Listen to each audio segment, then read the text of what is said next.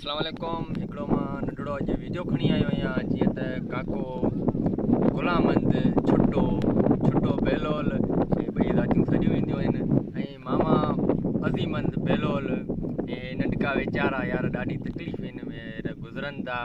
ऐं हेॾां मोहम्मद हसन छुटो जेको असांजे भर में वेठो आहे मामा ख़ुदा बख़्श छुटो ऐं बहितरीन हिते घरां जी ॾाढी मुश्किलात गुज़रे थी जीअं त हिन ग़रीबनि जी मदद कई वञे।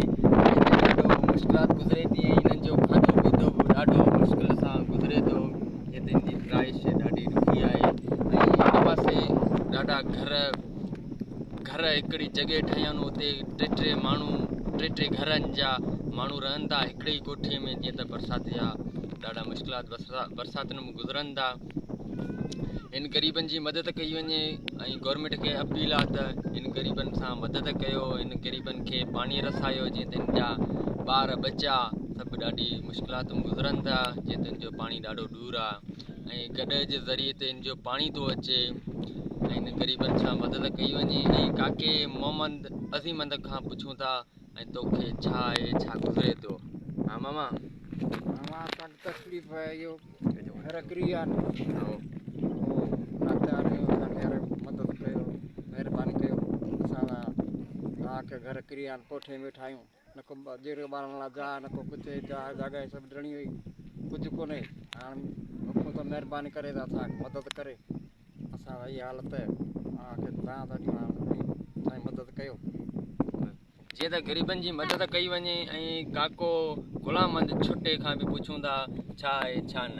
हा काका असांजे घर क्रिया न को पाणी न को पियो। हा घर खाई वञो बुढ था माण्हू उन मरनि। कुझु बि कोन्हे।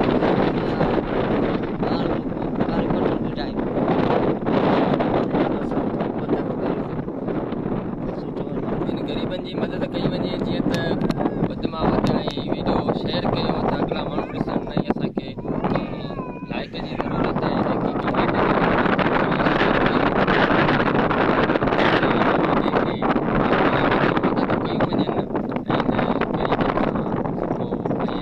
पाणी पीअण जी ॾाढी मुश्किलात सां गुज़रे थी। जीअं त खूहनि जे विच में ऐं आधार जबल पहाड़नि जे विच में हिन गुज़रान हिन ग़रीबनि सां मदद कई वञे। हिन ग़रीबनि जी मुश्किलात गुज़रे थी ऐं हिन जी रहाइश बि ॾाढी मुश्किल आहे ऐं हिन ग़रीबनि जी मदद कई।